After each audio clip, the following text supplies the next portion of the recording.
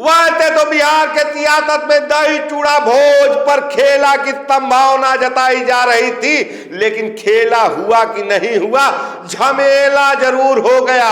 एक तरफ एनडीए के एक सहयोगी चिराग पासवान एनडीए के ही दूसरे सहयोगी नीतीश बाबू को अपने यहाँ दही चूड़ा भोज पर बुलाते हैं और नीतीश बाबू चिराग पासवान के यहाँ भोज में शामिल होने के लिए जाते भी हैं, लेकिन चिराग पासवान ही नीतीश बाबू को देखकर भाग जाते हैं। यानी चिराग पासवान के यहाँ जब नीतीश बाबू जाते हैं तो चिराग पासवान नीतीश बाबू से नहीं मिलते हैं और यही खेला के बजाय झमेला हो जाता है।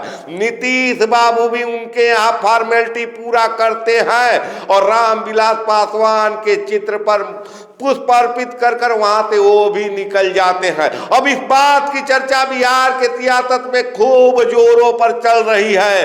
क्या चिराग पासवान ने नीतीश कुमार के साथ खेला कर दिया? वैसे चिराग पासवान ने सफाई दिया कि जब नीतीश बाबू हमारे यहाँ आए थे तब हम पूजा में व्यस्त थे।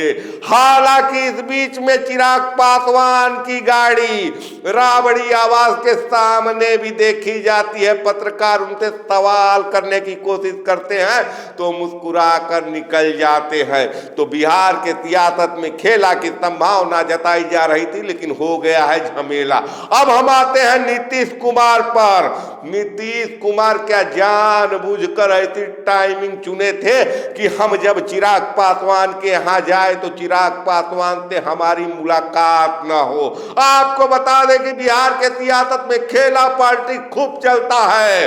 2020 में विधानसभा चुनाव में चिराग पासवान नीतीश कुमार के साथ खेला कर चुके हैं। मोदी के हनुमान बनकर नीतीश कुमार को बिहार के सियासत में पहले नंबर पर से तीसरे नंबर पर पहुंचा चुके हैं।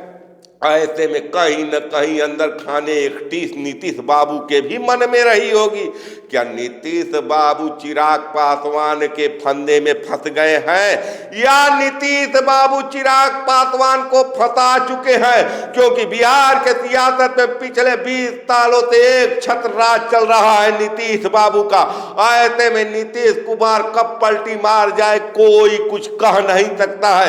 इसीलिए बार बार संभावना जताई जा रही थी कि खरवास बाद नीतीश कुमार पलटी मारेंगे, नीतीश कुमार खेला करेंगे। लेकिन मैं आपको बता दूं कि बिहार के सियासत में नीतीश कुमार वो नेता है जिनको समझना मुश्किल ही नहीं नामुमकिन है। वो कब क्या करेंगे, कब किसके साथ चले जाएंगे, कोई कुछ कह नहीं सकता है। इसीलिए कहा जाता है कि नीतीश कुमार के पेट में भी दांत है।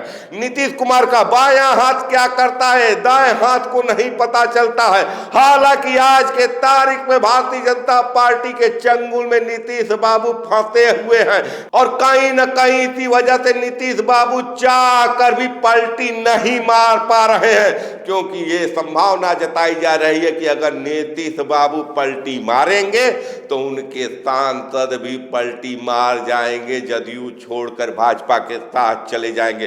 तो कहीं न कहीं नीतीश कुमार अपने पार्टी को सुरक्षित करने के फिराक में है, कहीं न कहीं अपने सांसदों को अपने कमांड में लेने की तैयारी में है।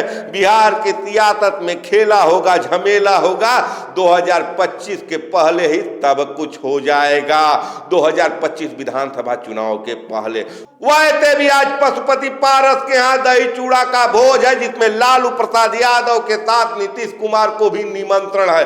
देखना बहुत ही दिलचस्प होगा कि क्या चिराग पासवान के यहाँ जो झमेला हुआ वो झमेला पशुपति पारस के यहाँ भी होगा या वाकई में बिहार के सियासत में कुछ खेला होगा। क्या बिहार के सियासत में जो झमेला हुआ है वो चिराग पासवान ने नीतीश कुमार के इशारे पर किया है? क्या चिराग पासवान नीतीश कुमार दोनों एक हो गए हैं? क्योंकि कहीं न कहीं ये संभावना जताई जा रही है कि जनता दल यू में ही नहीं टूट हो सकती है, बल्कि चिराग पासवान के एलजेपी यार में भी टूट हो सकती है। ऐसी स्थिति में चिराग पासवान नीतीश कुमार के इशारे पर चल रहे हैं। चिराग पासवान ने पाला बदल दिया है, अपना राम बदल दिया है। वो मोदी के हनुमान के जगह अब नीतीश के हनुमान हो चुके हैं। हालांकि दही चूड़ा की पॉलिटिक्स चलती रहेगी, खरमास समाप्त हो गया है।